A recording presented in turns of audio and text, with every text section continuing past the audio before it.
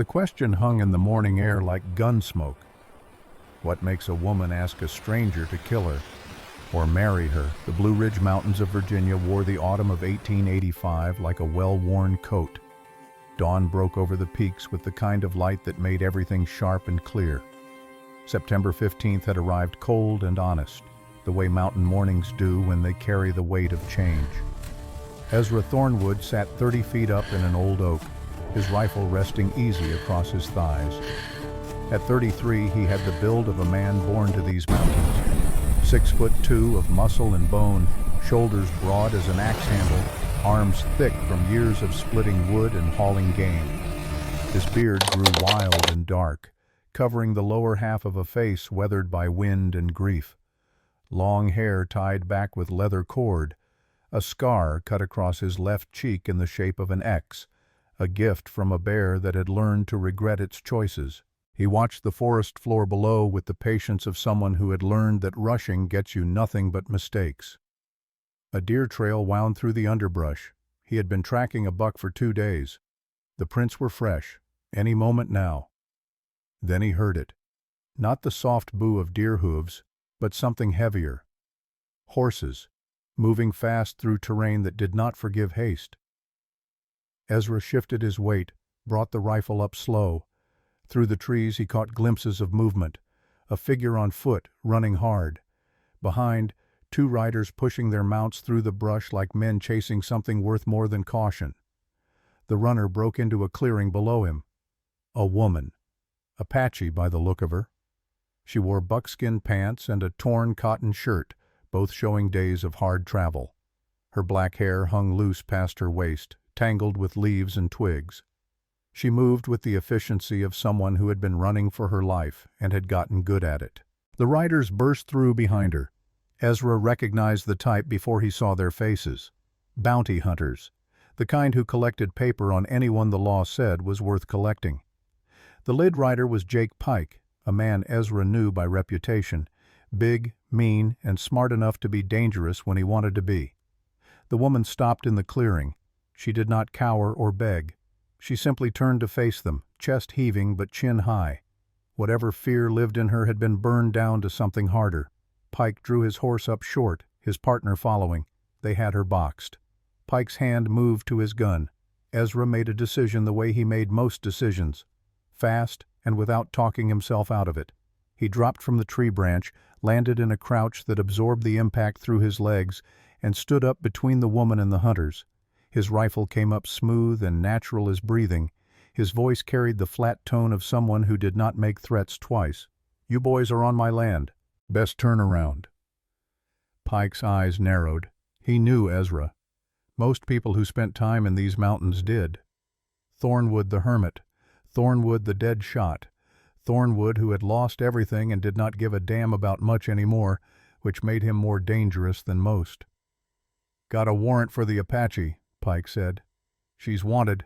Move aside and there won't be trouble." Ezra did not move aside. He fired one shot straight up into the canopy. Birds exploded from the trees in a panic of wings. The sound rolled through the forest like thunder. "That's your warning," Ezra said. "Only one you get." Pike's partner, a wiry man named Lyle, shifted in his saddle. His hand was already on his gun, but his eyes said he was doing the math and did not like the sum. Ezra's rifle was already aimed. They would have to draw and fire. Ezra would just have to squeeze. Pike spat to one side. "This ain't over, Thornwood." "It is for today." The 2 men wheeled their horses and rode back the way they had come, pushing through the brush with less urgency than they had arrived with. The sound of hoofbeats faded into the distance, leaving only the normal sounds of the forest. Birds starting to return. Wind through the pines. Ezra lowered his rifle but did not put it away. He turned to face the woman. She stood exactly where she had been, watching him with eyes that held something between gratitude and calculation. She was taller than most women he knew, maybe 5'8". Her face carried the kind of beauty that came from strong bones and stronger will.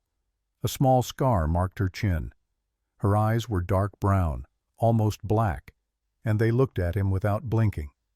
She spoke in English, clear and unaccented. "You saved me to kill me yourself?" The question caught him off guard. Not the words, but the tone, flat, matter of fact, like she was asking about the weather. "I don't kill people who aren't armed," Ezra said. She took a step closer.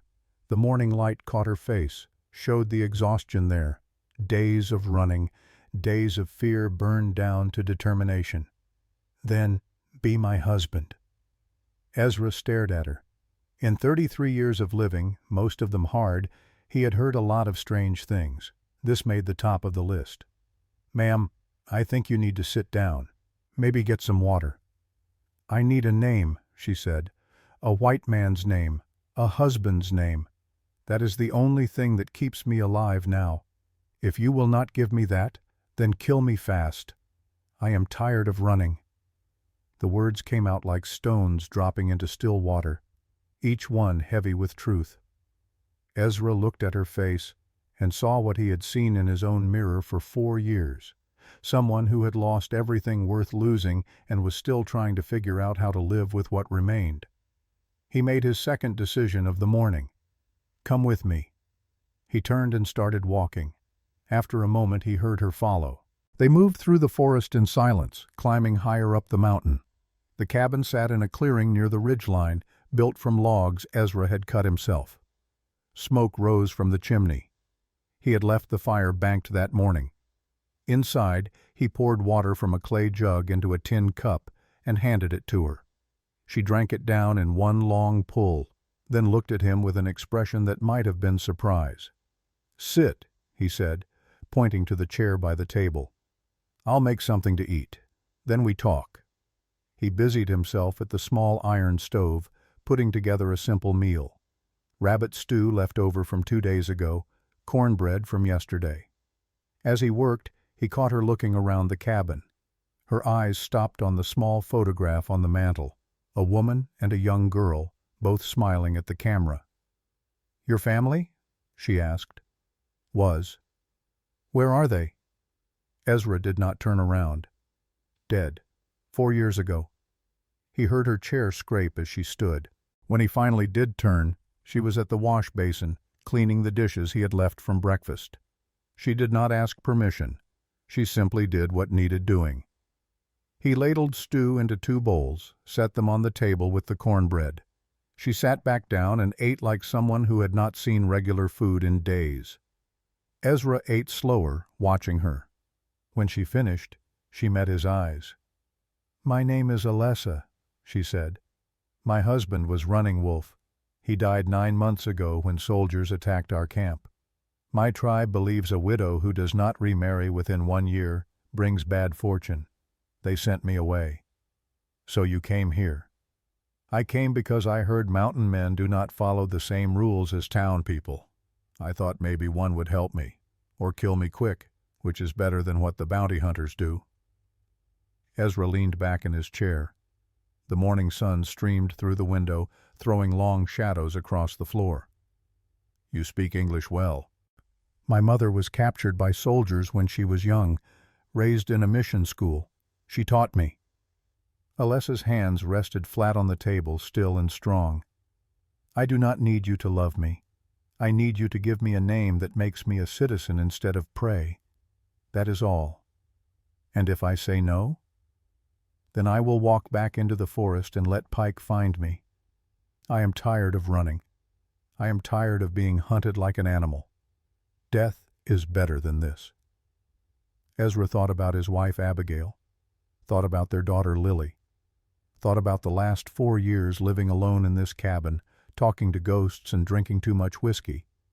He thought about the hollow place inside him that nothing seemed to fill. "I will give you an answer," he said. "But not today. Stay here. Rest. 3 days. Then I will tell you what I decided. If you still want to die then, I will help you find another way. But today you need to sleep." For the first time since she had appeared in his clearing, something shifted in Alessa's face. Not quite relief, not quite hope, but something close enough to matter. 3 days, she said. That night, Ezra lay on the floor wrapped in a blanket while Alessa took the bed. He stared at the ceiling and listened to her breathe. Somewhere in the distance, he heard an owl calling. The fire crackled in the stove. The cabin creaked in the wind. He thought about the choice she had given him: kill me or be my husband. As if those were the only two options left in the world. As if living had become something that required such stark terms. Maybe it had. Maybe that was the truth neither of them wanted to say out loud. That survival sometimes came down to choices that made no sense to anyone but the people making them. Near midnight he heard horses in the distance, voices carrying through the dark. He got up, moved to the window, looked out through the gap in the shutters. Torches bobbed in the forest below, maybe a mile away. Searchers. Pike would not give up easy. $50 in bounty money made men persistent. Ezra turned from the window and found Alessa awake, sitting up in bed. She had heard it too. "They will come here eventually," she said. "Let them come. This is my land. I know every rock and tree. They do not."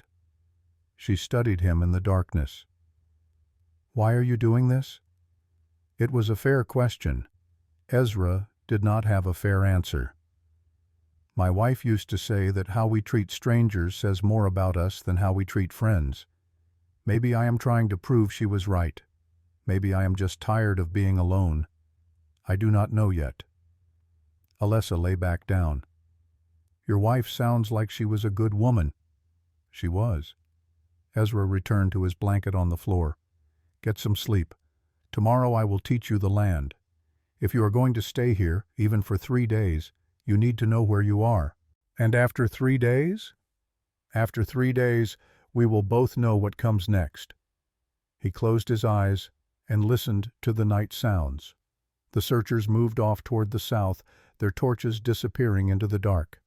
The owl called again, closer now. The wind picked up, rattling the shutters.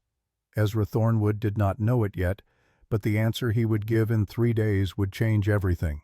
Not just for him and Alessa, but for the whole town of Hollowbrook down in the valley.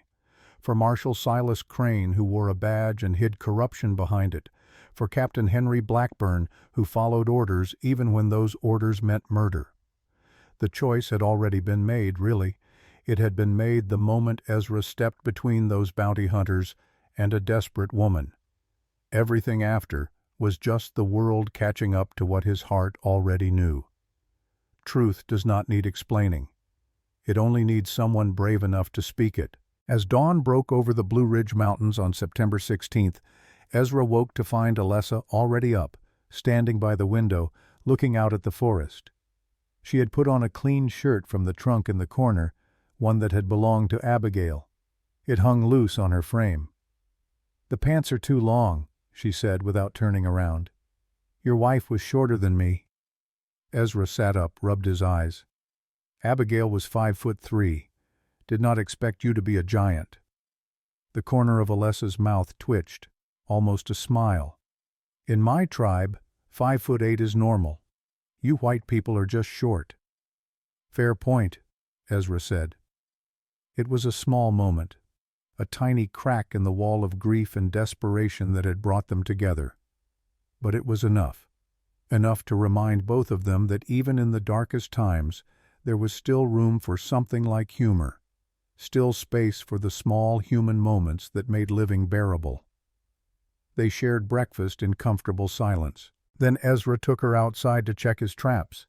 As they walked through the forest, Alessa stopped suddenly, pointed to the ground. "You set your trap wrong. Rabbits do not come this way.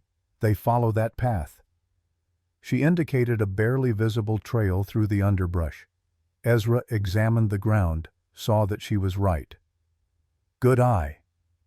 In my tribe, women learn to hunt same as men. No one survives by depending on others." She reset the trap using a technique Ezra had never seen, simpler than his method but more effective. When she finished, she looked up at him with an expression that might have been pride, or maybe it was just satisfaction at doing something she knew how to do well. "My father says Apache are the best trackers in the West," Ezra said. "Now I believe him."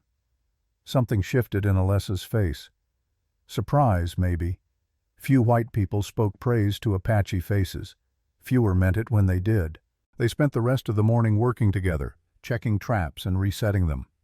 Ezra showed her how to build the bear snares he used to protect the cabin perimeter. Alessa taught him about certain plants her people used for medicine and which ones to avoid because they carried poison in their roots. As the sun climbed toward noon, they sat on a fallen log to rest. The forest stretched out around them, endless green broken by patches of gold and red where autumn had started its work. "My husband died 9 months ago," Alessa said suddenly. "The soldiers came at night. They said we had attacked white settlers, but we had not. We were camped in Silver Creek Valley, where we had always camped. They came with guns and fire and killed everyone who did not run fast enough." Ezra listened without interrupting. He knew the value of letting someone tell their story at their own pace. Running Wolf was trying to protect the children. He had no weapon. They shot him in the back. Her voice stayed level, but her hands clenched into fists. "I watched him fall. I watched him die. Then I ran because there was nothing else to do." "The tribe blamed you?" "The tribe followed the old ways. A widow who does not remarry within 1 year brings misfortune to everyone. They gave me time to grieve, then they told me to find a new husband or leave. There were no men who wanted a widow with bad luck. So I left." Ezra looked at her profile, at the set of her jaw. Grief does not have a deadline.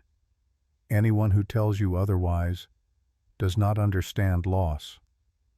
Alessa turned to face him. For the first time since they had met, he saw something besides strength and determination in her eyes. He saw recognition, the understanding that comes when one broken person meets another and realizes they are not alone in their breaking. "You understand," she said. It was not a question. "I do." Ezra stood up, offered her his hand. "Come on. Still got work to do before dark." That evening, as they prepared dinner, Alessa asked about his wife and daughter. Ezra told her about Abigail's laugh, which had sounded like music. About Lily, who had been 5 years old and fearless, who had wanted to climb every tree and chase every rabbit. About the fever that had taken them both within days of each other, while he watched helplessly and raged at a God who would allow such cruelty. "There was a doctor," Ezra said, stirring the pot over the fire. "Doc Wade. He wanted to help, but Marshal Crane forbade it. Said we did not have the money to pay, so Abigail would have to wait until we did.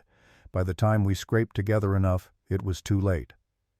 "This Marshal," Alessa said. "He is the one who sent the bounty hunters?" "Probably. Crane controls everything in Hollowbrook. If there is paper out on you, he approved it." They ate in silence, both lost in memories of people who would never sit at another table or share another meal. Outside, night fell over the mountains like a curtain dropping. Somewhere in the dark, men were still searching. But here, in this small cabin, 2 people sat together and remembered their dead. Living is not a betrayal of the dead. Dying from grief is. Alessa's words echoed in the darkness long after they had finished eating. Tomorrow they would face Sam. Tomorrow they would learn terrible truths. But tonight, for the first time in years, neither of them felt alone in their grief. The morning of September 17th arrived with fog thick as smoke between the trees. Ezra woke to find Alessa already dressed, standing by the cabin door with the alertness of someone who had learned that relaxation could cost you your life. "They are coming," she said quietly. "I heard horses 10 minutes ago, maybe a mile south." Ezra pulled on his boots, checked his rifle. Through the window he could see nothing but gray mist. But he trusted her ears. Apache learned to read the forest the way some men read books. "How many?" "5, maybe 6, moving slow, looking for tracks." He handed her a knife from his belt. "You know how to use this?" She took it with the easy confidence of someone who had held weapons before. "Better than you think." They moved outside into the cold morning air. The fog swallowed everything beyond 20 feet. Good for hiding, bad for seeing what was coming. Ezra led them into the forest, following a trail only he knew, one that wound up through the rocks to a vantage point overlooking the cabin. They reached the outcrop just as the riders emerged from the mist below. 5 men on horseback, led by a deputy Ezra recognized. Wade Collins, a young man with ambition that outweighed his sense. Behind him rode 4 townsmen, farmers and shopkeepers playing at being lawmen for the day.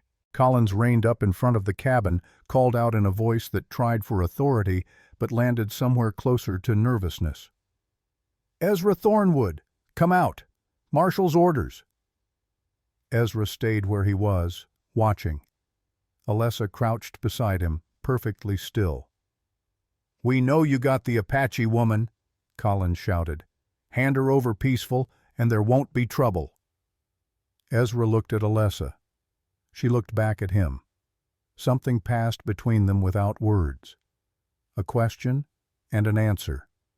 A decision made. "Stay here," Ezra said.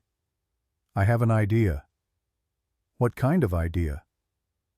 "The kind where nobody dies if we are smart about it." Before she could argue, Ezra was moving. He circled through the trees, coming up behind the riders. His boots made no sound on the soft earth. When he was close enough to smell the horses, he called out, "Collins, you are on my land without permission.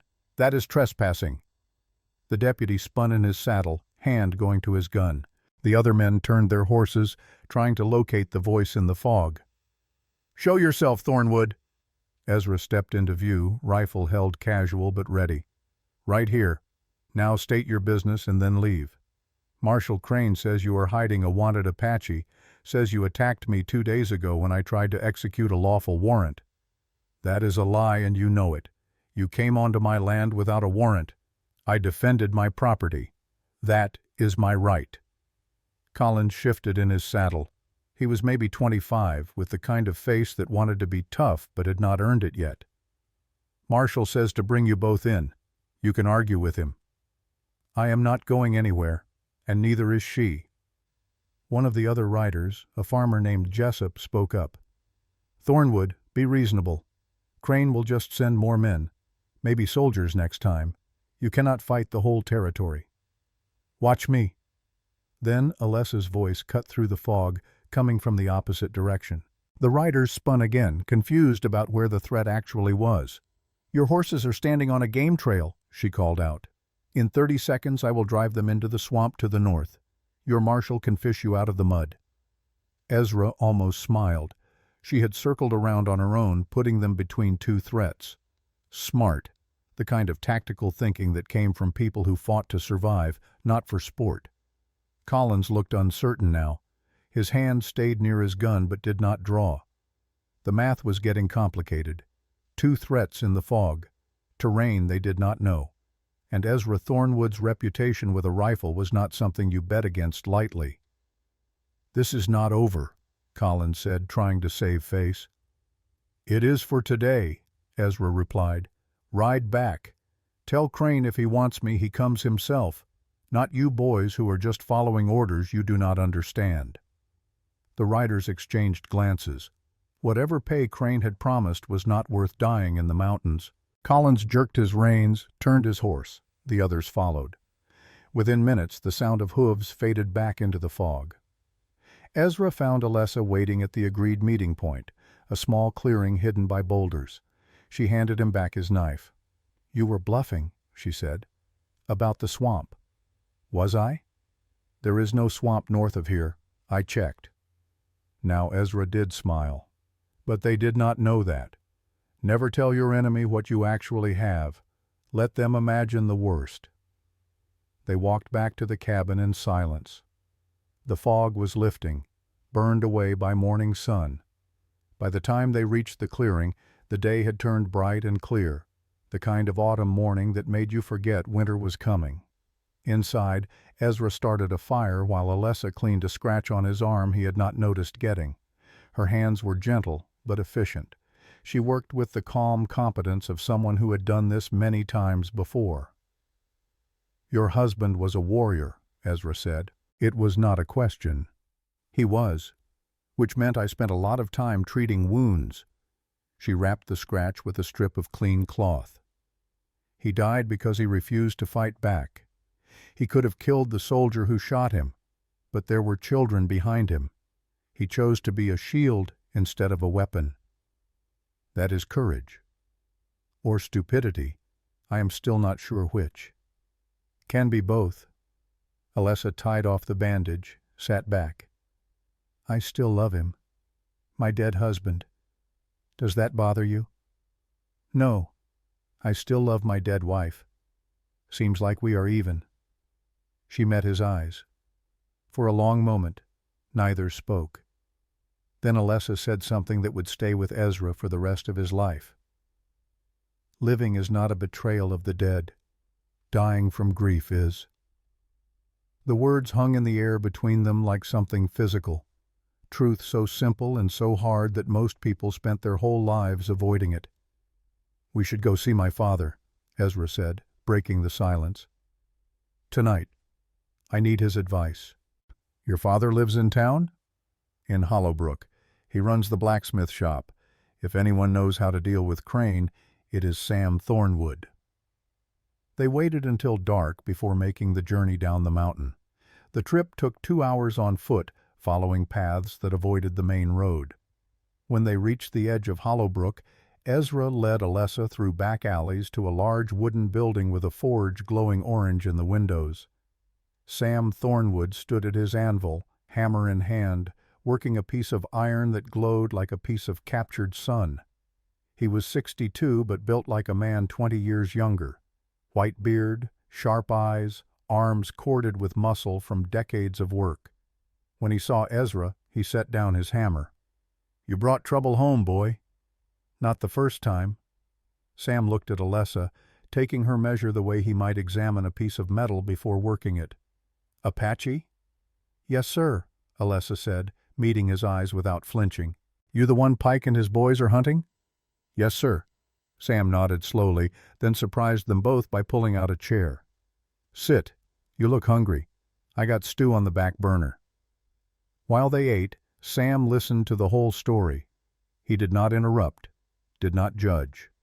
Just listened the way good fathers do when their children need wisdom more than opinions. When Ezra finished talking, Sam leaned back in his chair and studied the ceiling beams. Crane will not stop. You know that. I know.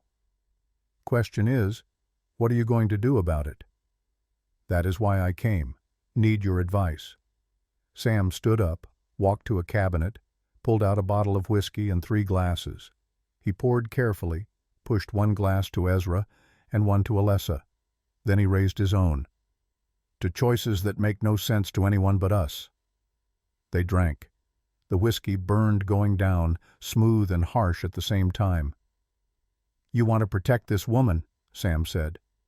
It was not a question. I do. You know what that means? Crane will come at you with everything he has. Law, men, maybe even the army if he can convince them she is dangerous. Let him come. Sam turned to Alessa. What do you want, girl? A name, a husband's name. That makes me a citizen instead of prey. And after that? After the paper is signed and the law recognizes you? What then? Alessa did not hesitate. Justice for my husband. For my people. For everyone Crane murdered at Silver Creek Valley. Something shifted in Sam's face. He set down his glass, leaned forward. What did you say? Silver Creek Valley. December 10th, 1884. Crane and Captain Blackburn led 30 cavalry against our camp. They said we had attacked settlers, but we had not. They wanted the silver mine on our land, so they killed us to take it. Sam's face had gone pale. Ezra, there is something you need to know. What? Crane killed Abigail and Lily. The words hit Ezra like a physical blow. He stood up so fast his chair fell over. What are you talking about?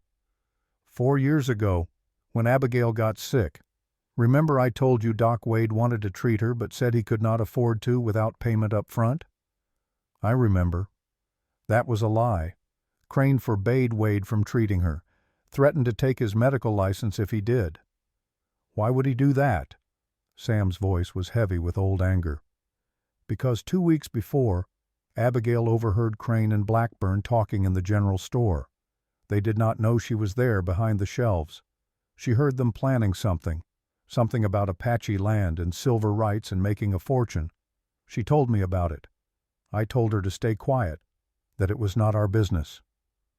The cabin was silent except for the crackle of the fire. But Crane found out she had been there that day, so he made sure she could not talk, made it look natural. A sick woman who could not afford a doctor. Happens all the time. Sam's hands clenched into fists. I have carried that guilt for 4 years, son, knowing I could have done something, should have done something.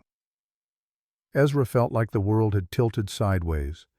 Everything he thought he knew about his wife's death, all the grief he had blamed on bad luck and poverty and an uncaring God, suddenly had a face, had a name: Silas Crane. He will pay, Ezra said quietly, but the quiet made it more frightening, not less. He will, Sam agreed, but first you need to protect Alessa. You know what you have to do. Marry her. Marry her.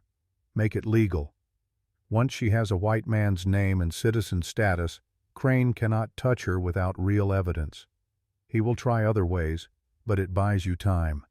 Time to gather proof of what he did. Time to bring real justice. Ezra turned to Alessa. Is that what you want? Yes, but not just for protection. I want to help you destroy him, for your wife, for my husband, for everyone. There it was. The choice made clear, not just about survival anymore, about justice, about taking something broken and corrupt and burning it down so something better could grow. Then we do it, Ezra said. Tomorrow, we find Doc Wade and make it legal. Sam poured another round of whiskey. To justice and fools, usually the same thing. They drank again. Outside, Hollowbrook slept, unaware that in a blacksmith shop, 3 people had just decided to go to war with the most powerful man in the territory. Ezra and Alessa left before dawn, moving through the empty streets like shadows. They reached the cabin as the sun broke over the mountains, painting everything gold and red. Neither of them slept. They sat on the porch and watched the light change, thinking about what came next. About promises made to the dead and the living. About the difference between revenge and justice, and whether that difference really mattered in the end. 3 days are up tomorrow, Alessa said. I know. You have your answer? Ezra looked at her. At this woman who had appeared in his life asking for death or marriage, as if those were the only options left. At this survivor who refused to be a victim. At this Apache widow who spoke truth like a weapon. Yes, he said, I will be your husband, not because you need saving, but because we need each other to do what comes next. Alessa nodded once. Then we are agreed. We are. The sun climbed higher. Birds began their morning songs. The forest woke up around them, full of life and death and everything in between. Tomorrow they would go to town. Tomorrow they would become husband and wife in the eyes of the law. But today, they prepared for war. The night of September 18th carried the kind of silence that makes promises feel permanent. Ezra and Alessa rode into Hollowbrook after midnight, when honest people slept and the dishonest ones were too drunk to notice shadows moving through alleys. Doc Augustus Wade lived above his clinic in a 2-room apartment that smelled of carbolic acid and old books. Ezra knocked 3 times, paused, then knocked twice more. Their agreed signal from years back, when Ezra's father had taught him that some friendships required codes. The door opened. Doc Wade stood there in his nightshirt, spectacles crooked on his nose, gray hair wild from sleep. He was 58 years old and looked every day of it, but his eyes were sharp and kind, the eyes of a man who had spent his life trying to heal a world that kept breaking people faster than he could fix them. Ezra. Doc's gaze moved to Alessa. And this must be the woman causing all the fuss. This is Alessa. We need you to witness a marriage. Doc Wade did not look surprised. He simply nodded, stepped aside. "Come in. Let me put on pants and find my book." The ceremony took place in the clinic, surrounded by shelves of medicine bottles and anatomy charts. No flowers, no music. Just 3 people standing in lamplight while Doc Wade opened a leather-bound ledger and read the words that would bind 2 strangers into something the law recognized as permanent. "Do you, Ezra Thornwood, take this woman as your lawful wife to protect and honor according to the laws of Virginia and these United States?" Ezra's voice came steady. "I do." "Do you, Alessa, take this man as your lawful husband to stand with him in hardship and fortune according to the laws of Virginia and these United States?" "I do." Doc Wade wrote their names in the register with careful script, signed his own name as witness, then closed the book.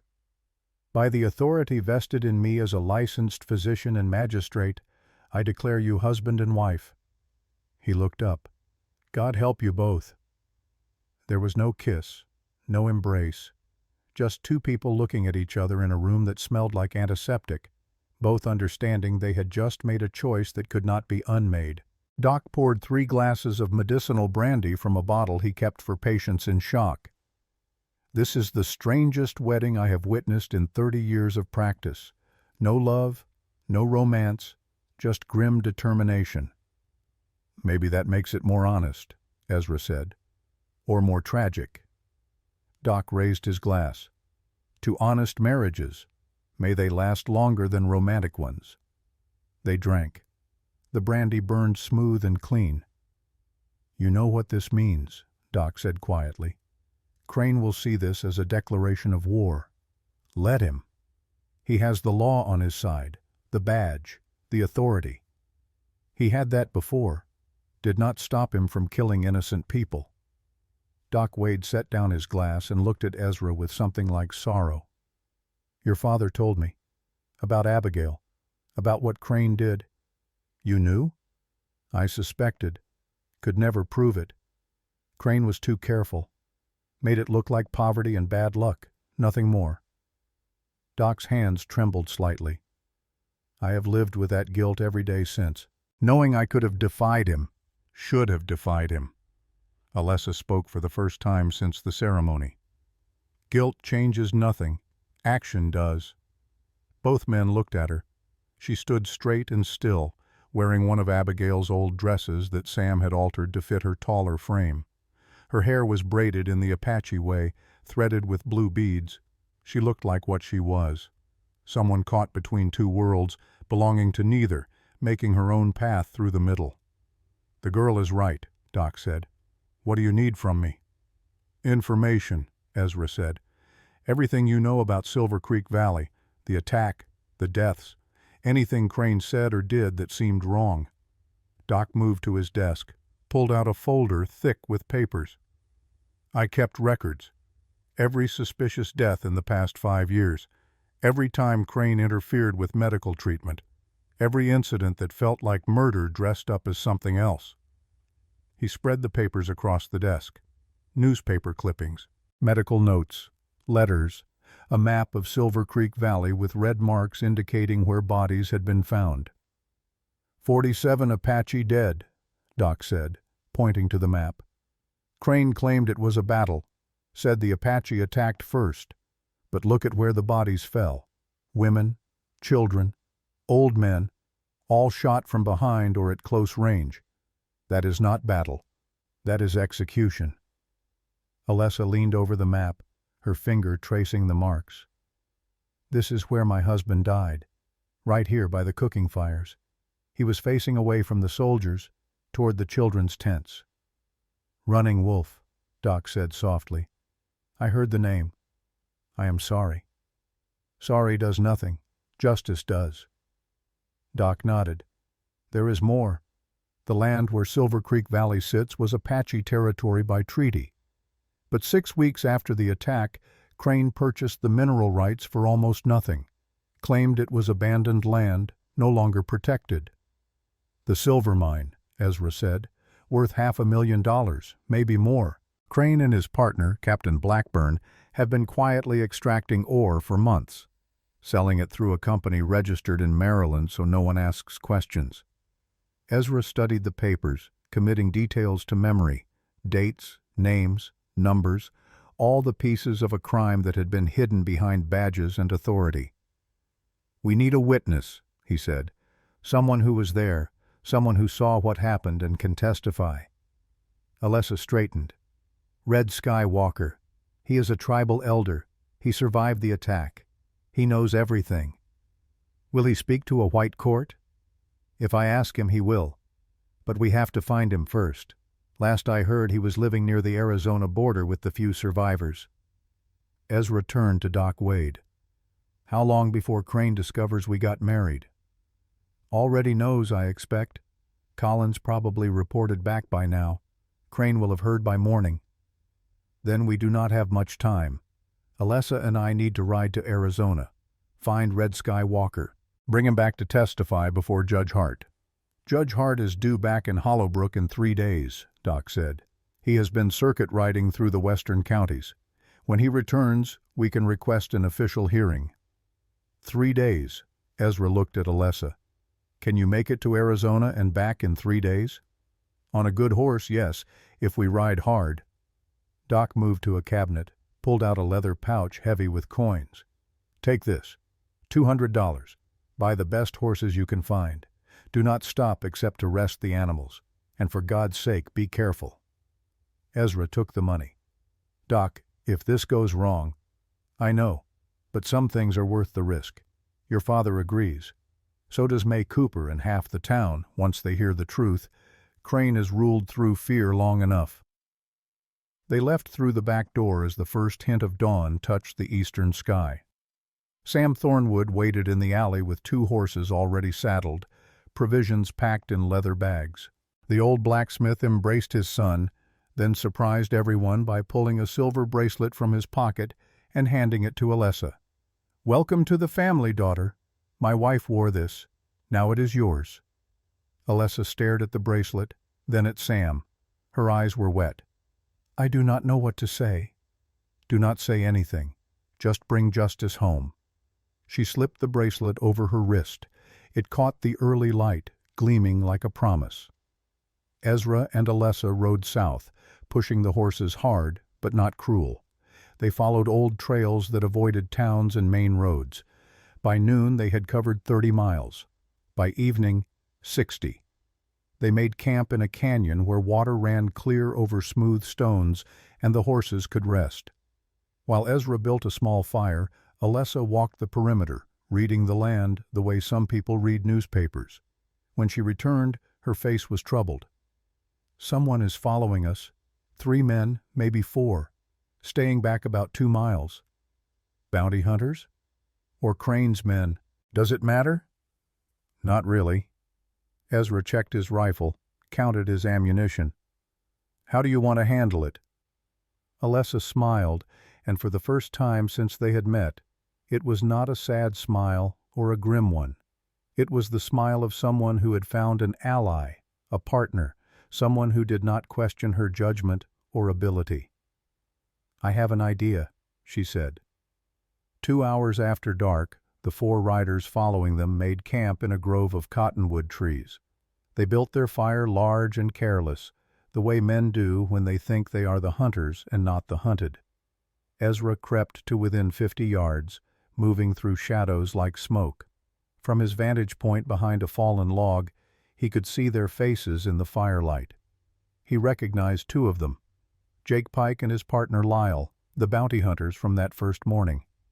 The other 2 were strangers, hard-looking men who wore their guns low and ready. Pike was talking, his voice carrying in the still night air. "Thornwood is headed for Arizona, like Crane said. We catch them out here away from witnesses. Nobody knows what happened. Apache woman escapes, dies in the desert. Mountain man goes looking for her, never comes back. Simple." "What about the body?" Lyle asked.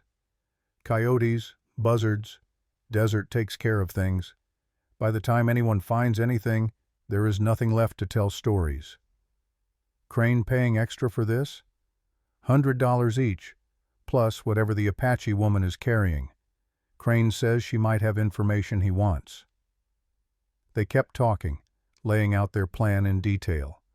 They would wait until morning, hit Ezra and Alessa at first light when people were tired and slow, quick and brutal. No chances taken. Ezra listened to all of it, memorizing every word. Then he slipped back into the darkness, made his way to where Alessa waited with the horses already saddled. "Well," she whispered, "they plan to kill us tomorrow. Make it look like an accident." "Good." "Good? Now we know their plan, which means we make our own." They rode through the night, putting distance between themselves and the hunters. By dawn they had reached a narrow canyon with high walls and only two ways in or out. Perfect terrain for an ambush if you were the ones doing the ambushing instead of getting ambushed. Ezra positioned himself on the canyon rim with his rifle and a clear line of sight. Alessa took the horses deeper into the canyon where they would be safe, then climbed to a position on the opposite wall with a bow she had made from materials gathered along the trail. The bow was simple, crude even, but in her hands it would be deadly enough. They waited. The sun climbed higher. Heat built in the canyon like pressure in a boiler. Sweat ran down Ezra's back, soaked his shirt. He did not move, did not drink, just waited with the patience of someone who had learned that hunting was mostly about being still. Near noon, the four riders appeared at the canyon entrance. They moved cautiously now, sensing something wrong.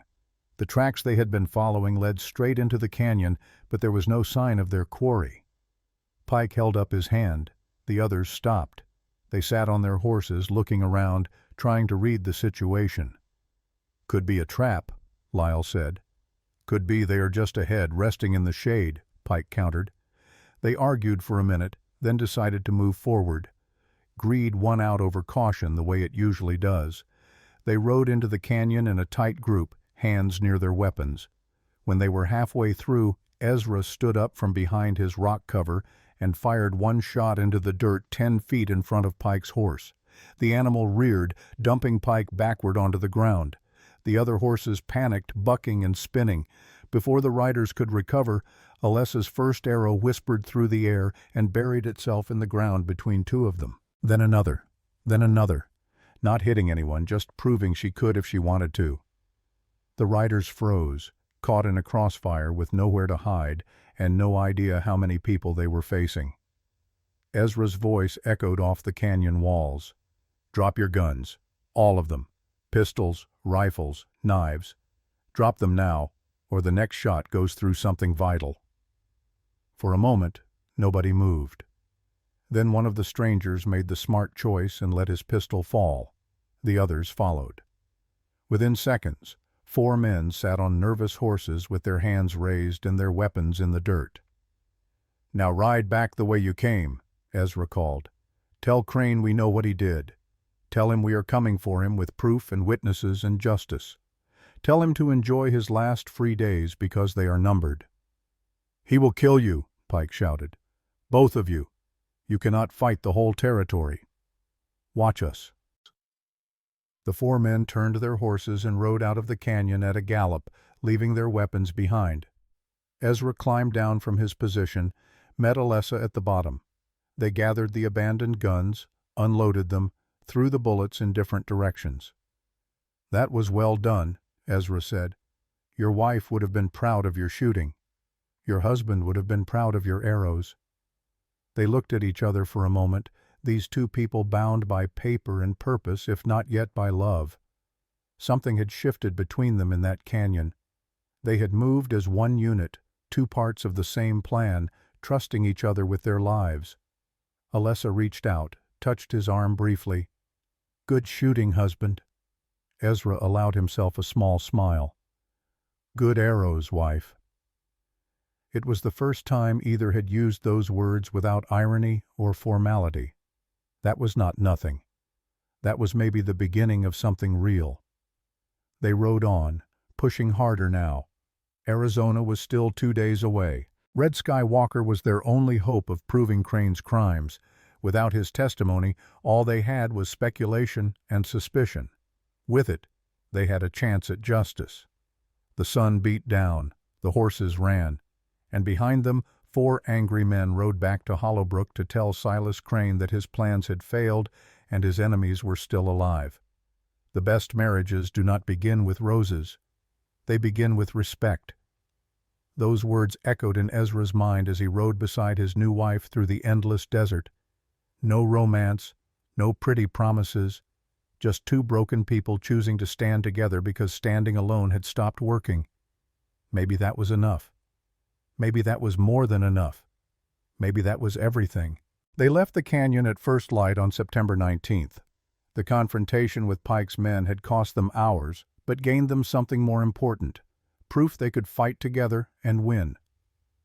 Now Arizona waited, and with it, the witness who could bring Crane down. 2 days of hard riding brought them to the border country where Virginia gave way to the Arizona territories. The land changed from green mountains to red rock and endless sky. The air tasted different here, dry and ancient, carrying dust that had been blowing since before white men came with their maps and their claims. Alessa led them through country that looked empty to Ezra, but she read like a well-marked road. She found water where he saw only sand. She spotted shelters in rock formations that looked like solid walls. She moved through this landscape like coming home to a place that had not wanted her back. On the evening of September 20th, they crested a ridge and looked down into a shallow valley where a dozen Apache shelters stood in a loose circle. Smoke rose from cooking fires.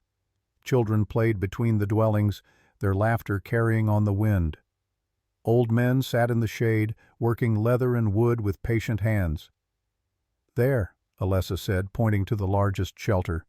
"Red Sky Walker lives there." They rode down slowly, giving the camp time to see them coming.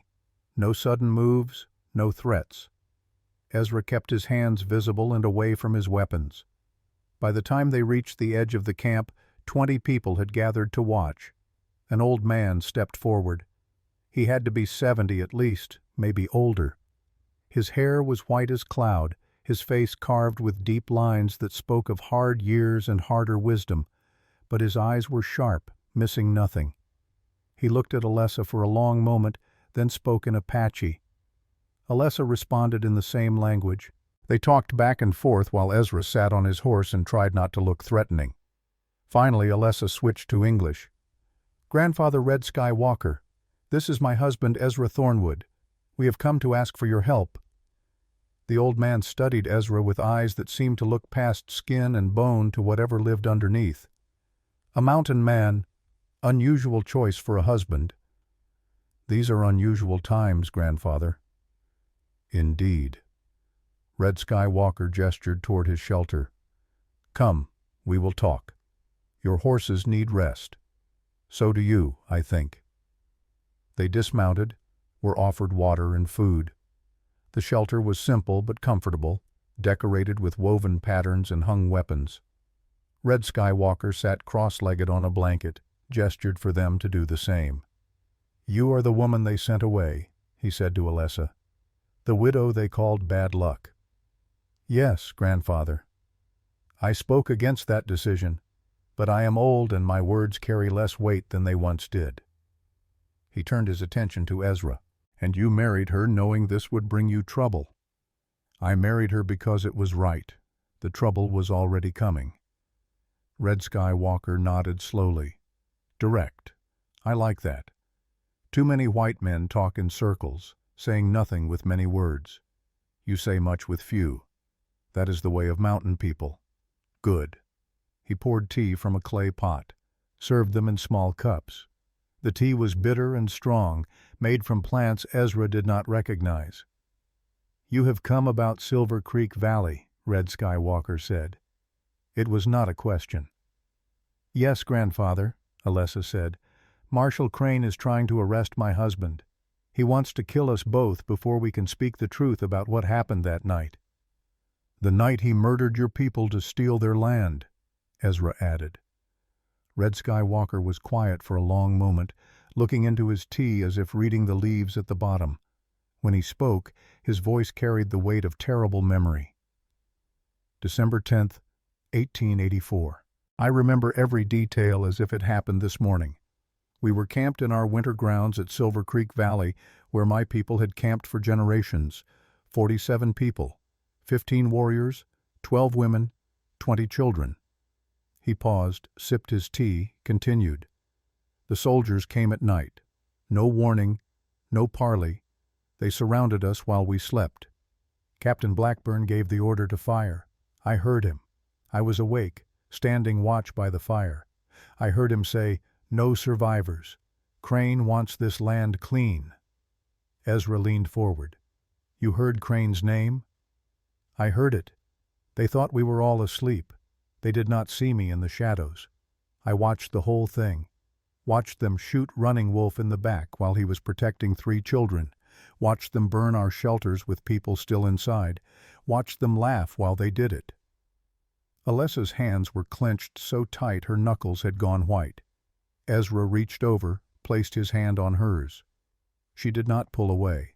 "Why did you not speak before?" Ezra asked gently.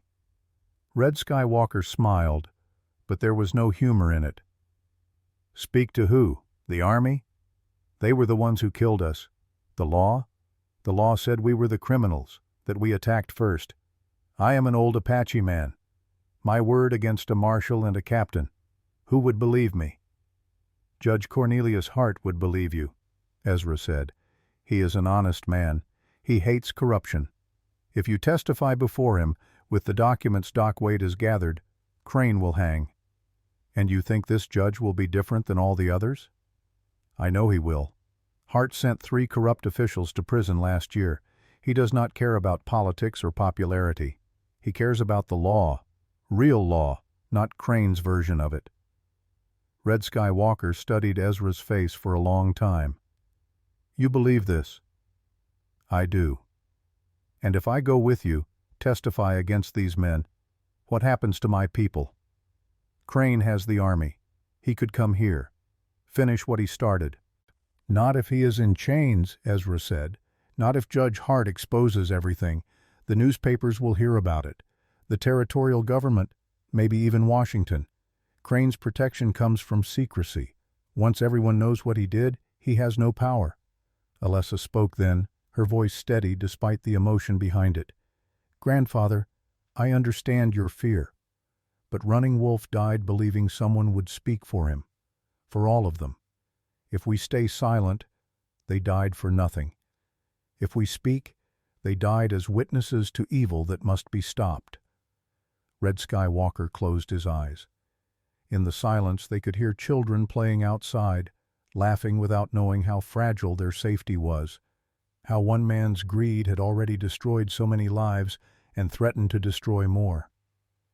"I will go," the old man said finally, "not because I believe in white man's justice, but because I believe in you, granddaughter, and because Running Wolf deserves to be remembered as a hero, not a footnote in some false report. Thank you, grandfather. Do not thank me yet. The journey back will be dangerous. Crane will not let us reach Hollow Brook alive if he can help it." "Let him try," Ezra said. They rested that night in Red Skywalker's shelter. Tomorrow they would begin the long ride back to Virginia, back to Hollow Brook and Judge Hart and the reckoning that was coming. But while they slept 300 miles north, Silas Crane was making his own plans. The marshal's office in Hollow Brook was lit late that night, September 20th. Crane sat behind his desk, facing the 4 men who had returned from the desert empty-handed and humiliated. Pike, Lyle, and the 2 hired guns, whose names did not matter because they were tools, nothing more. "You let them go," Crane said quietly. The quiet was worse than shouting.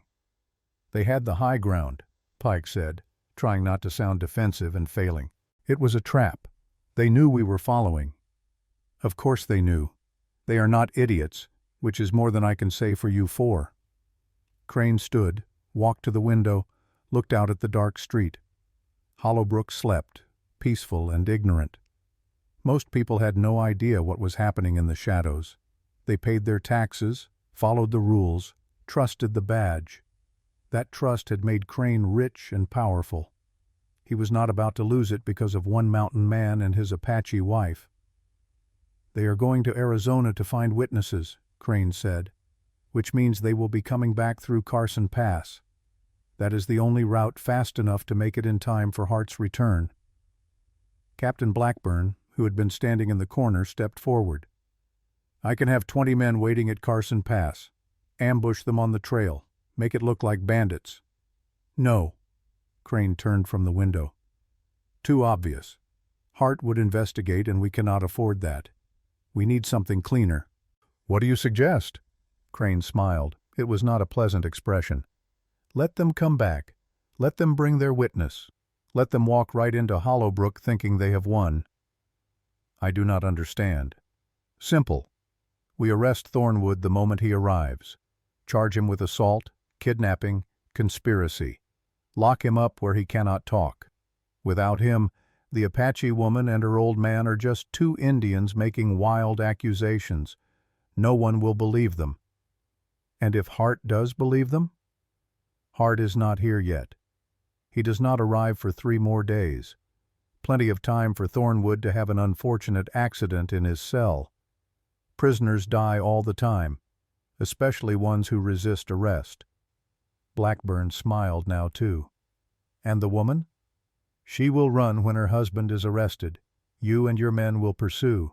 She will be shot while trying to escape. Standard procedure for a fugitive. What about the old Apache? He will disappear. Old men wander off, get lost, die of exposure. These things happen. The plan was laid out like pieces on a chessboard. Crane had been playing this game for years. He knew how to use law as a weapon, how to make murder look legal, how to control the narrative before anyone even knew there was a story. One more thing, Crane said. Sam Thornwood and Doc Wade are helping them. We need to handle that situation as well. What do you want done? Nothing yet. But watch them. If they try to interfere when we arrest Ezra, we will have to take appropriate action. Hollowbrook is a small town. Accidents happen. Fires, building collapses, heart attacks. The men left. Crane returned to his desk, poured himself whiskey from a crystal decanter. Everything was under control. By this time next week, Ezra Thornwood would be dead, his Apache wife would be dead, and the old man who witnessed Silver Creek Valley would be dead. Judge Hart would arrive to find nothing but a marshal doing his duty and a town grateful for his protection. Perfect. But Silas Crane had made one critical mistake. He assumed Ezra Thornwood was fighting alone. He assumed the mountain man had no allies, no friends, no one who would stand with him when the storm came. He was wrong. At that same moment, in May Cooper's general store, a very different meeting was taking place. May stood behind her counter facing 15 townspeople who had gathered after hearing about the marriage and what it meant. Sam Thornwood says his son is bringing proof, May said, real proof that Crane murdered those Apache people for their land, that he has been stealing from all of us for years. That is a serious accusation, John Jessup said. He was a farmer, 40 years old, cautious by nature. Going against the marshal could bring trouble to all of us. Trouble is already here, May shot back. Open your eyes, John. Crane has been bleeding this town dry. High taxes that go into his pocket, laws that benefit his friends, people who disappear when they ask too many questions. How long are we going to pretend not to see? What can we do? He has the badge, the authority. We have numbers, we have truth, and we have Judge Hart coming in 3 days. Hart is not like the other judges. He will listen, but only if we stand together. A younger man named Tom Bishop spoke up. My brother died last year. Crane said it was an accident at the lumber mill, but I saw the bruises on his body. Someone beat him first. My daughter's friend ran away 2 years ago, another woman added. Or that is what Crane told us. We never found her, never heard from her again. One by one, people spoke about their suspicions, their fears, their anger that had been building for years behind polite silence. May let them talk. This was how resistance began, not with grand speeches or dramatic gestures, but with ordinary people finally saying out loud what they had been thinking in private. When Thornwood gets back, May said, Crane will try to stop him. We need to be ready. Some of you have rifles. Some have influence. Some just have courage. All of it matters. When the time comes, we stand together." "And if we lose?" Jessup asked. "Then we lose fighting for something right. That is still better than winning by staying silent." They agreed. 15 people was not an army, but it was a start. By morning, word would spread. By the time Ezra Thornwood rode back into Hollowbrook, he would have more friends than he knew. Justice does not come to those who wait. It comes to those who go looking for it. Back in the Arizona camp, Ezra sat outside Red Sky Walker's shelter, looking up at stars that seemed closer and brighter than they ever did in Virginia. Alessa sat beside him, close enough that their shoulders touched. "Are you afraid?" she asked. "Of dying? No. Of failing? Yes. That is the difference between courage and stupidity. Stupid people are not afraid of anything. Courageous people are afraid, but do it anyway." Ezra smiled. "Which one am I?" "Both, I think." They sat in comfortable silence for a while. Then Alessa spoke again, softer this time. "When this is over, when Crane is brought to justice, and the truth is known, what happens to us?" "What do you mean?" "This marriage. It was made for protection, for legal reasons, not for love. Once the danger is past, do we stay married, or do we go our separate ways?" Ezra thought about that. He thought about his wife Abigail, who he would always love. He thought about Running Wolf, who Alessa would always love. He thought about how grief and love were not opposites, but two sides of the same coin. "I do not know," he said honestly, "but I know this. You are the first person in 4 years who made me want to keep living instead of just surviving. Maybe that is not love, but it is something worth seeing where it goes." Alessa nodded slowly. "Something worth seeing where it goes. I can accept that." She stood, offered her hand. He took it. They walked back into the shelter together, these two wounded people who had bound themselves together in the hope that two broken halves might make something whole. Tomorrow they would ride. Tomorrow the real journey would begin. But tonight, they rested. They rode hard for 2 days straight, pushing the horses to the edge of endurance but never past it. Red Sky Walker sat his mount with the ease of someone who had been born on horseback, despite his 71 years. The old man spoke little during the journey, saving his energy for what lay ahead. On the morning of September 23rd, they crested the final ridge and saw Hollowbrook spread out in the valley below. Smoke rose from chimneys. The main street cut through the center like a scar. From this distance it looked peaceful, normal, like a town where justice still meant something. Ezra knew better. "They will be waiting," he said. "Let them wait," Alessa replied. Red Sky Walker simply nodded. His face was calm, the expression of someone who had already made peace with whatever came next. They rode into town at noon when the sun was high and hot. People stopped on the boardwalks to stare. An Apache woman was unusual enough, an Apache elder even more so, and Ezra Thornwood, who everyone knew had been living alone on his mountain for 4 years, now riding with both. The whispers started immediately, spread like wildfire through dry grass.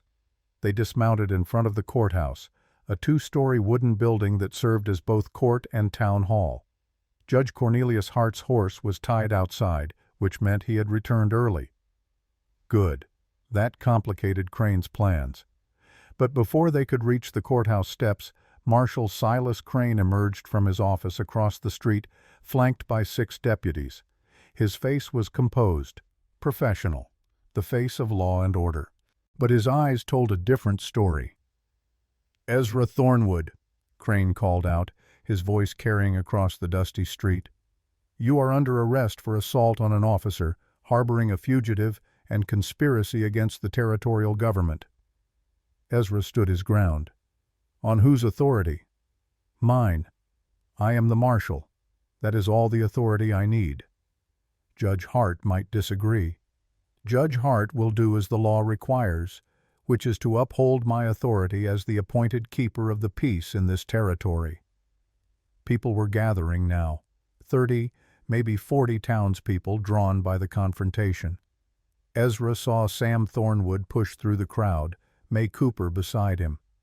Doc Wade stood on the courthouse steps, watching everything with the careful attention of someone taking mental notes. "I am not resisting arrest," Ezra said calmly. "But first, this man has something to say." He gestured to Red Sky Walker. "His testimony will be heard before Judge Hart. That is his legal right." "He has no rights," Crane said. "He is Apache. He is not a citizen. He is a human being, and he is a witness to murder." The crowd murmured. Crane's jaw tightened.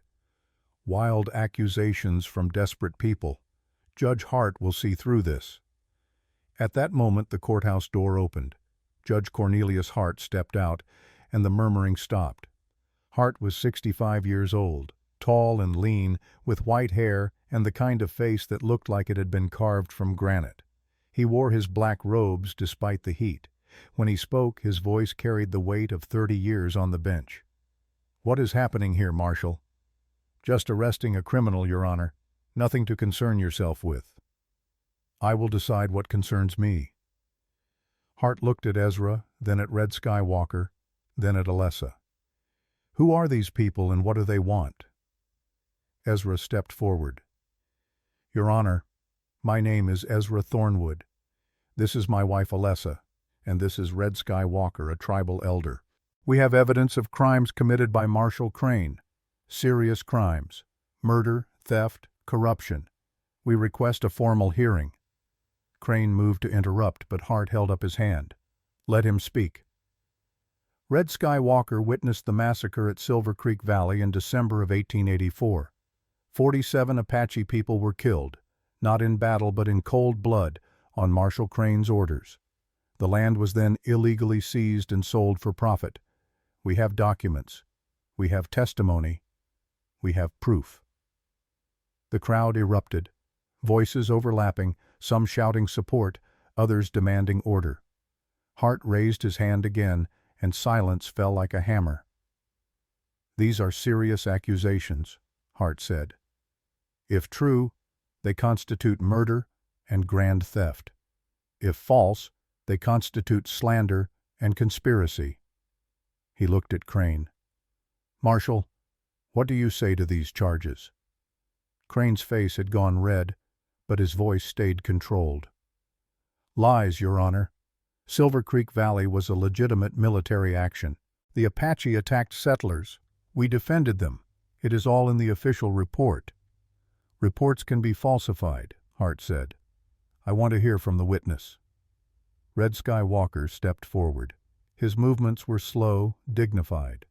When he stood before the judge, he spoke in English that was clear despite his accent. "I am Red Sky Walker. I have lived 71 years. I have never lied to a white man, even when lies would have saved me. I will not start now." Hart nodded. "Tell me what you saw." The old man's voice carried across the street, reaching everyone gathered. "December 10th, 1884, night. We camped at Silver Creek Valley, our winter home for many generations. 47 people. Peaceful. We had no quarrel with white settlers." He paused, and in that pause, the weight of memory was visible on his face. "The soldiers came without warning. They surrounded us while we slept. I was awake, standing watch. I heard Captain Blackburn give the order. He said, 'No survivors. Crane wants this land clean.' Then they fired. They shot women, children, old men, anyone who ran, anyone who stayed. It did not matter." "You heard Crane's name specifically?" Hart asked. "I heard it. Blackburn said it 3 times. Crane wants this land clean. Crane says no witnesses. Crane will pay us when it is done." The crowd was silent now. Even those who might have doubted were listening with the intensity of people hearing terrible truth for the first time. Red Sky Walker continued. "I watched Running Wolf die. He was Alessa's husband. He was not armed. He was protecting 3 children. They shot him from behind. Then they burned our shelters with people still inside. Alessa stepped forward, her voice cutting through like a blade. I was there. I saw my husband fall. I saw the soldiers laugh while my people burned, and I saw Marshal Crane riding at the edge of camp, watching, making sure the job was complete. That is a lie, Crane shouted. I was not there. I was in Hollowbrook that night. Were you? Doc Wade's voice came from the courthouse steps. Because I have a copy of your travel log, Marshal. The one you file with the territorial government every month. December 10th, 1884, you signed yourself out for patrol duty, Southern Territories. You were gone for 3 days, same days as the Silver Creek Massacre. Crane's face went white. Those logs can be wrong. Clerical errors. Not when you sign them yourself, Doc said. He held up papers. I also have medical records. 3 soldiers came to me on December 15th with burns and minor wounds. When I asked what happened, they said, training exercise gone wrong. But their injuries were consistent with fighting at close quarters and setting fires. Sam Thornwood pushed forward. And I have the land registry records. 6 weeks after the massacre, you purchased the mineral rights to Silver Creek Valley for $2,000. Land that was Apache territory by federal treaty. Land that should not have been for sale. You paid yourself through a shell company registered in Maryland. Hart's expression had gone dark. Marshal Crane, these are serious allegations backed by documentation and eyewitness testimony. Do you have a response? Crane looked around, at the crowd, at his deputies, at the trap closing around him. His hand moved toward his gun. I would not, Hart said quietly. That would be an admission of guilt, and I will have you shot where you stand. For a long moment Crane's hand hovered. Then he let it fall, but his eyes blazed with fury and something close to panic. You do not understand, Crane said. That land was wasted on them. Apache do not develop, do not build, do not contribute. I was opening it up for progress, for civilization. You were murdering people for profit, Hart said. Call it what it is. They were not people. They were obstacles to progress. The words hung in the air like poison. Even Crane's own deputies stepped back, suddenly unwilling to stand too close to a man who had just revealed himself completely. Hart turned to May Cooper. Mrs. Cooper, I need you to gather the town council. We are convening an emergency hearing. Now. May nodded and hurried off. Hart pointed at 2 deputies who looked less corrupt than the others. You 2, take the marshal into custody. If he resists, you have my authority to use force. The deputies moved forward hesitantly. Crane did not resist. He simply stood there, his face collapsed into something between rage and resignation. As they put him in chains, he looked at Ezra. This is not over, Thornwood. I have friends, powerful friends. They will come for you. Let them come. Captain Blackburn, who had been watching from the edge of the crowd, turned to leave. Sam Thornwood and 10 townsmen blocked his path. Where do you think you are going, Captain? Sam asked. I have duties. This does not concern me. It concerns you plenty. You gave the orders at Silver Creek. Red Sky Walker heard you. Blackburn's hand went to his sidearm. Before he could draw, Alessa's knife flew through the air and buried itself in the wooden post 6 inches from his head. Next one goes in your hand, she said calmly. Blackburn raised his arm slowly. You cannot prove anything. It is the word of an Indian against an officer. It is the word of multiple witnesses against a murderer, Hart said. Captain Blackburn, you are also under arrest pending investigation. Deputy Collins, take him. Collins, who had been standing uncertain through all of this, finally made a choice. He walked over and took Blackburn's gun. Sir, you need to come with me. Within the hour, both Crane and Blackburn were locked in cells at the jail. The town council gathered in the courthouse. Hart called the emergency hearing to order with the crowd spilling out the doors into the street. For 3 hours they heard testimony. Red Sky Walker spoke first, describing in detail what he had witnessed. Then Alessa. Then Doc Wade with his records. Then Sam with the land documents. Then 5 townspeople who came forward with stories of suspicious deaths, disappearances, and intimidation. By the time the sun was setting, the picture was complete. Silas Crane had built his power on murder and theft, had ruled through fear and corruption, had hidden behind his badge while destroying anyone who threatened his control. Judge Hart listened to everything, made notes, asked questions. When the last witness finished, he sat back and was quiet for a long moment. Then he spoke. "In 30 years on the bench, I have seen many crimes, but few as calculated and cruel as this. Marshal Silas Crane and Captain Henry Blackburn, I am holding you for trial on charges of conspiracy, murder, theft, and corruption. You will be transferred to Richmond to face a federal court." "You do not have the authority," Crane shouted from where deputies held him at the back of the room. "I have every authority, and I am using it. This territory has been under your shadow long enough. That shadow ends today." Hart turned to Red Skywalker. "Sir, on behalf of this court and this territory, I apologize for what was done to your people. No words can restore what was taken, but I promise you this: justice will be served. The men who murdered your family will pay for it." Red Skywalker nodded once. "That is all I came for. Justice, not revenge. Justice." The crowd erupted in applause. Not everyone. Some people were loyal to Crane or afraid of what his fall might mean for them, but most understood that something important had just happened. That truth had been spoken in a place where truth had been silent for too long. As the courthouse emptied, Ezra found himself surrounded by people shaking his hand, thanking him, congratulating him. It felt strange. He had not done this for glory or recognition. He had done it because it was right, because his wife's death deserved answers, because Alessa's husband deserved to be remembered as something more than a casualty in a false report. May Cooper pushed through the crowd and hugged him. "Your daddy would be proud. Hell, I am proud. Could not have done it without you. Without all of you." "That is how it works, Ezra. One person starts the fight, others join in. Pretty soon you have an army of ordinary people doing extraordinary things." Sam appeared, gripped his son's shoulder. "Abigail would be proud too. You got justice for her, for all of them." Ezra felt something break open inside his chest. 4 years of grief, of anger, of living in the shadow of loss. It did not disappear, but it shifted, changed shape, became something he could carry instead of something that carried him. Alessa stood apart from the celebration, watching the sunset paint the sky red and gold.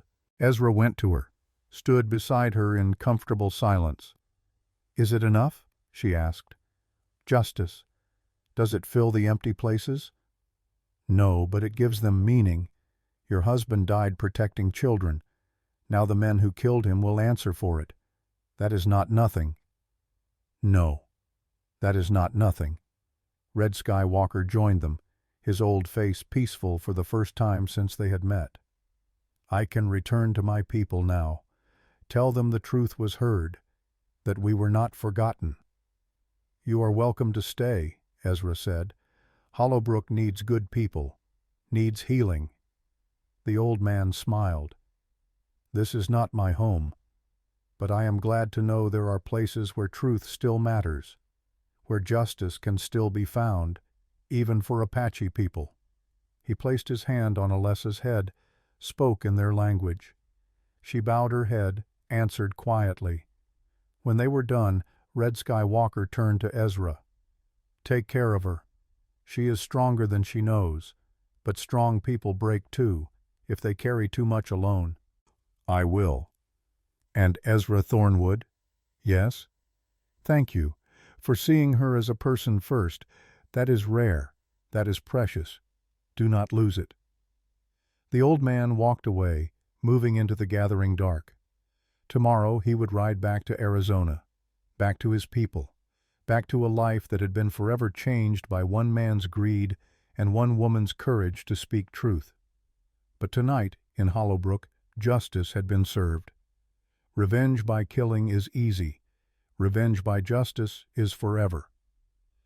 Those words echoed in Ezra's mind as he stood with his wife watching the stars come out. They had won. The corrupt had fallen. The truth had been spoken loud enough that it could not be unheard. But winning, they were learning, was just the beginning of what came next. 1 month had passed since the trial. October brought cold winds down from the mountains, stripping the trees bare and reminding everyone that winter waited just beyond the horizon. The leaves fell in golden drifts along Main Street, and children kicked through them on their way to school, laughing at the sound. Silas Crane and Henry Blackburn had been transported to Richmond in chains. The trial there lasted 3 weeks. Judge Hart attended personally, bringing all the evidence, all the witnesses, all the documentation that told the story of corruption and murder dressed up as law and order. The verdict came back unanimous. Guilty on all counts. Crane received 25 years in the federal prison at Moundsville. Blackburn got 20. The silver mine at Silver Creek Valley was seized by the territorial government and the profits held in trust for the Apache survivors. It would not bring back the dead, but it was something. A recognition that the dead had mattered, that their lives had value beyond what Crane had tried to reduce them to. News of the trial spread across the territories. Newspapers carried the story. Apache justice served. Mountain Man takes on corrupt marshal, the widow who would not stay silent. The headlines varied, but the message was the same. Sometimes the system worked. Sometimes truth won. But in Hollowbrook, life moved on with the quiet determination of people who had seen darkness and chosen to walk toward light anyway. Ezra stood in front of the cabin he was building, hammer in hand, looking at the frame that would become their new home. The old cabin was too small, too full of ghosts. This one would be bigger. Room for a family, if that was what the future held. Room for guests. Room for living instead of just surviving. Alessa worked beside him, carrying timber with the easy strength of someone raised to work hard. She wore pants and a man's shirt, practical clothes that scandalized some of the older women in town, but earned respect from anyone who had ever built something with their own hands. They worked in comfortable silence, the kind that comes when two people have moved past the need to fill every moment with words.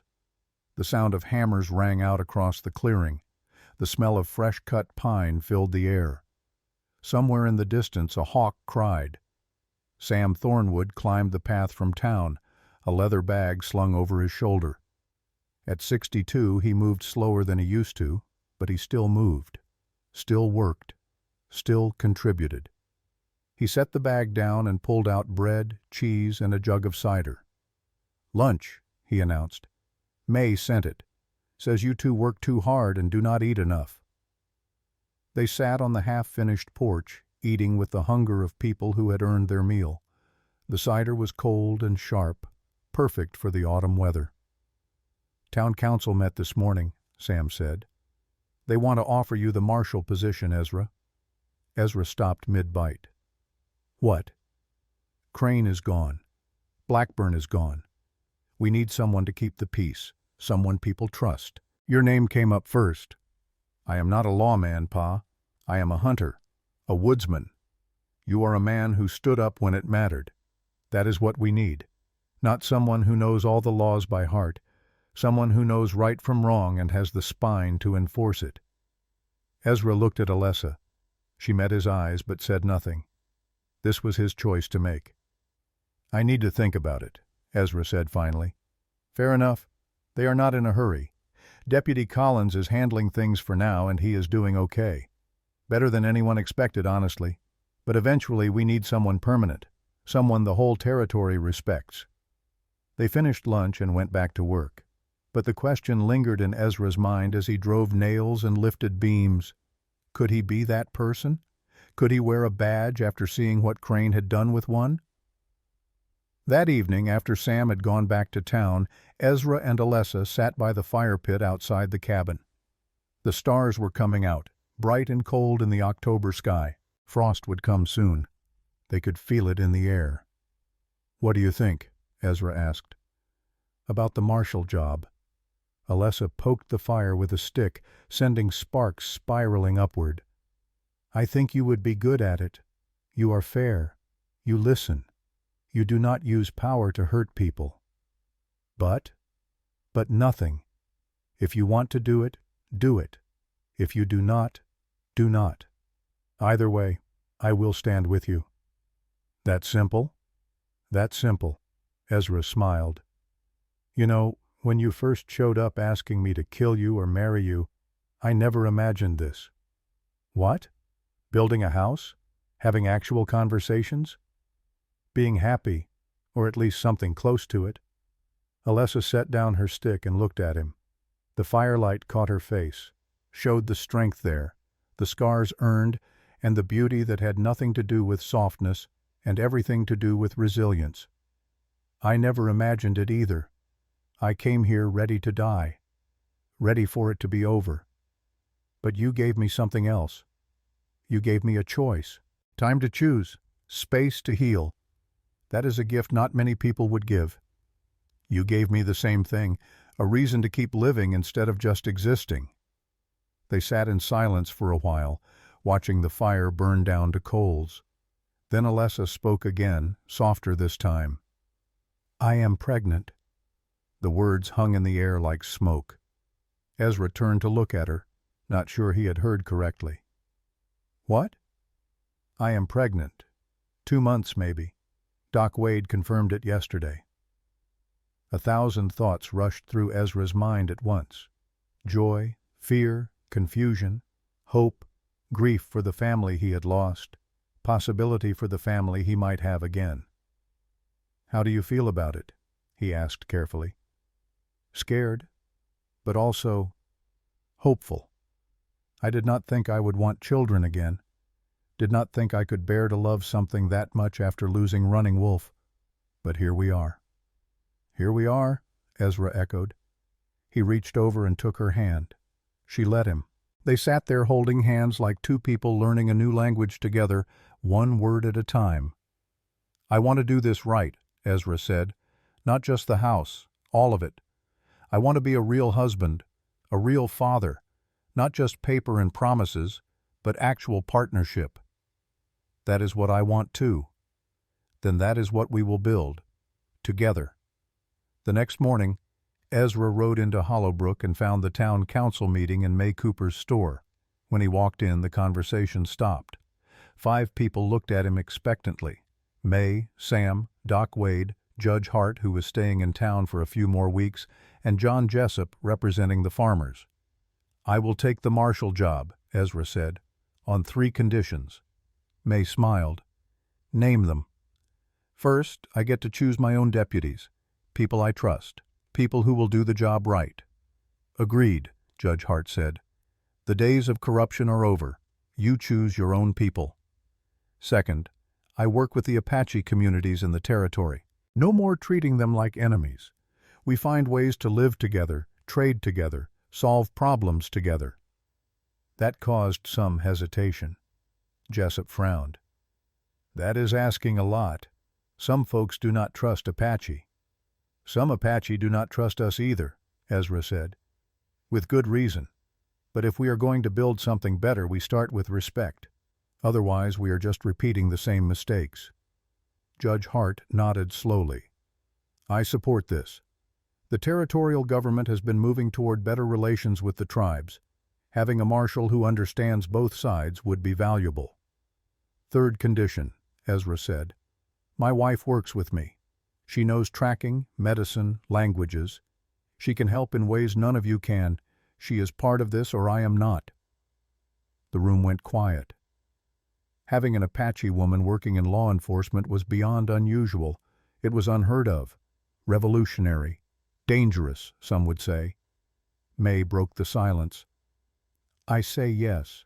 If half the women in this territory had Alessa's spine, we would all be better off. Agreed, Doc Wade said. Sam nodded. My daughter-in-law has proven herself 10 times over. Anyone who cannot see that is blind. Jessup sighed. I will vote yes. But there will be complaints. There are always complaints, Judge Hart said. That is democracy. But justice requires courage. And sometimes courage means doing what is right even when it is unpopular. He looked at Ezra. You have my full support. All three conditions. Ezra felt something settle in his chest, a sense of purpose he had not felt since before Abigail died. Then I accept. When do I start? Today, May said. Badge is in the marshal's office. Keys, too. It is yours now. Make us proud. The ceremony was simple. Judge Hart swore Ezra in right there in May's store, with the 5 council members as witnesses. Ezra placed his hand on a Bible and promised to uphold the law fairly and without corruption, to serve the people, not himself, to remember that the badge was a responsibility, not a weapon. When it was done, Hart unpinned the marshal's star from his own vest and handed it to Ezra. This belonged to the last honest marshal this town had, 20 years ago. He died trying to stop a robbery. Wear it with honor. Ezra pinned the star to his shirt. It felt heavy. Good heavy. The weight of responsibility accepted willingly. He walked to the marshal's office, Alessa beside him. The building had been cleaned out. Crane's personal effects removed. The desk was scarred but solid. The gun rack empty but functional. The cells in back clean and waiting. On the desk was a stack of papers, reports to file, disputes to settle, a stolen horse, a property line argument, a complaint about someone's dog, the mundane business of keeping a community running. Not very glamorous, Alessa said, looking at the paperwork. No, but it is honest work.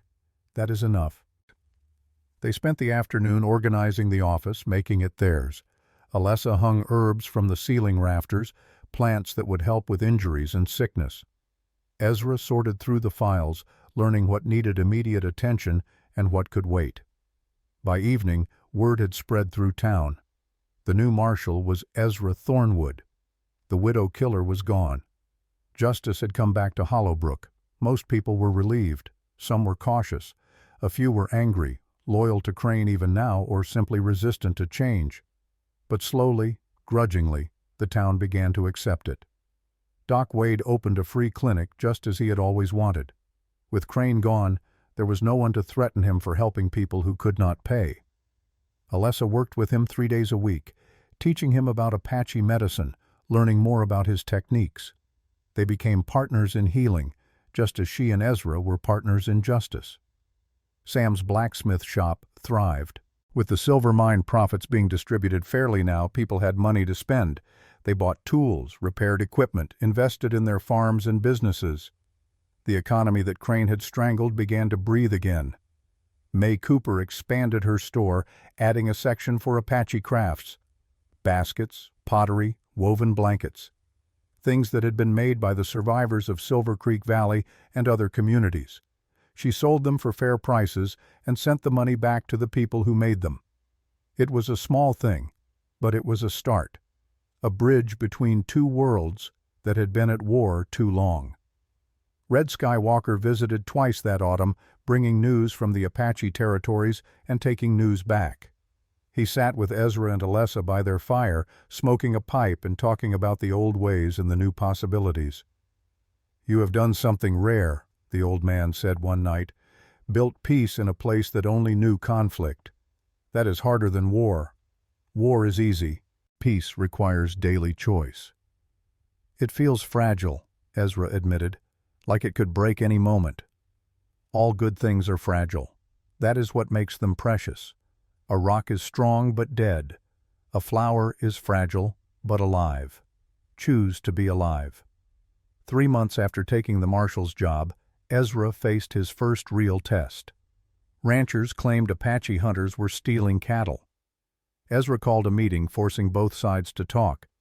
After 6 hours of argument, they agreed on boundaries. Marked cattle would be fenced, strays reported before hunting. It was not perfect, but it was fair. Winter came hard that year. Snow piled deep in the mountains. The town hunkered down, fires burning bright against the cold. Ezra and Alessa finished their cabin just as the first real blizzard hit. They moved in with their few possessions and began the work of turning a house into a home. On a January night when the wind howled outside and the fire crackled warm inside, Alessa went into labor. Doc Wade came through the snow, May Cooper with him. Sam waited downstairs, pacing like he had when his own son was born 33 years ago. The birth was hard, but not dangerous. When it was over, as dawn light crept through the frosted windows, Ezra held his daughter in his arms. She was small and perfect, with her mother's dark hair and eyes that would decide their color later. "What do we name her?" Alessa asked, exhausted but smiling. Ezra thought about it, thought about his first daughter Lily, who would always be his daughter even though she was gone. Thought about Running Wolf, who would always be Alessa's first husband even though he was dead. Thought about the way grief and joy could exist together, two truths that did not cancel each other out. "Hope," he said. "We name her Hope." "Hope Thornwood?" "Hope Thornwood, because that is what she is, what we are, what we built together when everything said we should not." Alessa took the baby back, held her close. "Hope Thornwood, yes, that is exactly right." Doc Wade and May left them alone. Sam came up to meet his granddaughter, held her with the tender care of someone who understood how precious and fragile life could be. When he handed her back, there were tears in his eyes. "Your mother would have loved her," he said to Ezra. "Abigail would have been so proud of who you have become, of what you have built here." "I know, Pa, I know." The years that followed were not easy. Nothing worth doing ever is. But they were good years, honest years, years built on truth and justice and the daily choice to see other people as human first, before any other label. Hollowbrook became known throughout the territories as a place where law meant something, where Apache and white settlers traded and lived, and sometimes even became friends, where a mountain man wore a marshal's star and his Apache wife worked beside him as an equal. Other towns started asking for advice. How did you do it? How did you make peace work when everyone said it was impossible? Ezra's answer was always the same. You start by seeing people, not Indians or whites or rich or poor, just people. People who want safety for their families, food on their tables, justice when they are wronged. Start there, and everything else becomes possible. Red Sky Walker lived to see his 81st birthday. He died peacefully in his sleep, surrounded by family, in a world that was slowly, grudgingly, becoming a little more just. At his funeral, both Apache and white people gathered to honor a man who had survived massacre and lived to see truth spoken in a place where truth mattered. Ezra and Alessa stood together at the grave, their daughter Hope between them holding both their hands. She was 7 years old now, growing up in a world where her mother being Apache and her father being white was just a fact, not a source of shame or fear. "Will it last?" Alessa asked quietly, looking at the mixed crowd of mourners. "This peace we built?" "I do not know," Ezra admitted. "Maybe, maybe not. But we proved it is possible. That matters. The next generation will build on what we started, and the generation after that. Bit by bit, day by day, we make it real. That is enough? That has to be enough, because it is all any of us can do. Show up, do the work, choose to see the humanity in the person standing across from us. Everything else follows from that." They walked back to their horses, Hope between them, chattering about something she had learned in school. Behind them, the funeral continued. Apache elders sang traditional songs. White townspeople bowed their heads respectfully. Two worlds learning to share the same space, one funeral at a time. Life is not measured by what we lose. It is measured by what we build from what remains. Those words, spoken by Alessa on a cold October night years ago, had become something like a motto for them, for their family, for their town, for everyone trying to build something better in the ruins of something broken. Years later, when Ezra was old and his beard had gone white and his daughter had children of her own, someone asked him about that first day, the day Alessa appeared in his clearing asking him to kill her or marry her. "What made you choose marriage?" they asked.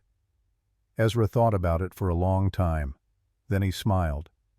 I did not choose marriage. I chose to give her time, time to choose for herself.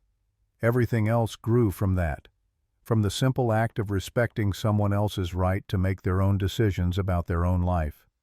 And that was enough. That was everything.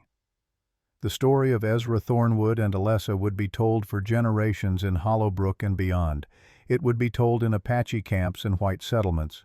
It would be told to children learning about justice and courage and the complicated work of building peace. But for Ezra and Alessa themselves, the story was simpler. It was about two broken people who found each other in the darkest moment and chose to build something together. Not perfect, not easy, but honest and true and worth the effort. It was about learning that love comes in many forms, that you can honor the dead while building for the living, that justice matters more than revenge, that seeing someone as human is the first step toward everything good that follows. It was about the Appalachian flame that refused to go out, even in the coldest winter. The flame that said, "We survived, we built, we mattered." And in the end, that was enough. That was everything.